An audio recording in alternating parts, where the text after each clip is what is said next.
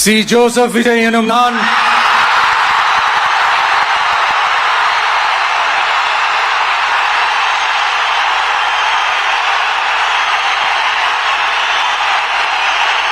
சட்டப்படி அமைக்கப்பெற்ற இந்திய அரசியல் அமைப்பின்பால் உண்மையான நம்பிக்கையும் மாறா பற்றும் கொண்டிருப்பேன் என்றும் இந்திய நாட்டின் ஒப்பில்லாத முழு முதல் ஆட்சியையும் ஒருமையையும் நிலைநிறுத்துவேன் என்றும் தமிழ்நாட்டு அரசின் முதலமைச்சராக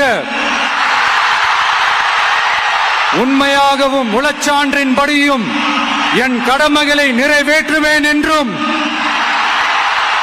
அரசியல் அமைப்பிற்கும் சட்டத்திற்கும் இணங்க அச்சமும் ஒருதலை சார்பும் இன்றி விருப்பு வெறுப்பை விலக்கி பலதரப்பட்ட மக்கள் அனைவருக்கும் நேர்மையானதை செய்வேன் என்றும் ஆண்டவன் மீது ஆணையிட்டு உறுதிமொழிகிறேன்.